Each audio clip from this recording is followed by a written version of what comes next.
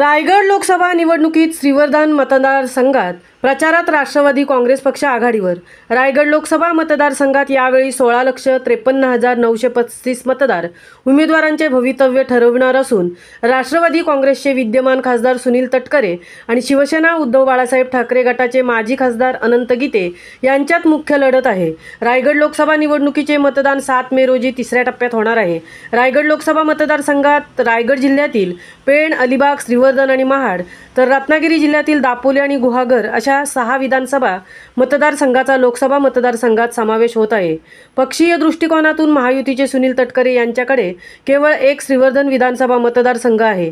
भाजपकडे पेण विधानसभा मतदारसंघ, शिवसेना शिंदे गटाकडे अलिबाग, महाड, दापोली असे 3 विधानसभा मतदारसंघ, शिवसेना उद्धव बाळासाहेब ठाकरे गटाचे माजी खासदार अनंत गीते यांच्याकडे केवळ गुहागर विधानसभा मतदारसंघ आहे।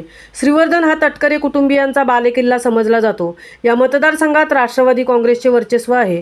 श्रीवर्धन मतदारसंघातून सर्वात जास्त मताधिक्य घेणाऱ्या उमेदवारावर मतदारसंघाचे लक्ष आहे। निवडणुकीचा प्रचार अंतिम टप्प्यात आला आहे। रविवारी सायंकाळी 5 नंतर प्रचाराच्या तोफा थंडावल्या आहेत। राजकीय पक्षांनी प्रचार फेरी, सभा, बैठक घेण्याचा सपाटा सुरू होता। आपला पक्ष आणि उमेदवार गावांच्या विकासासाठी कसा योग्य आहे हे पटवून देण्यासाठी नेत्यांनी व पदाधिकाऱ्यांनी सभेच्या व भेटीगाठींच्या माध्यमातून मतदारांना पटवून देण्याचा प्रयत्न चालवला आहे। यात काही ठिकाणी यश येत आहे तर काही ठिकाणी नागरिकांच्या रोषाला सामोरे जावे लागत आहे असल्याचे चित्र आहे। श्रीवर्धन विधानसभा मतदारसंघाचा प्रचाराचा अभ्यास करता महायुतीने प्रचारात आघाडी घेतल्याचे दिसते।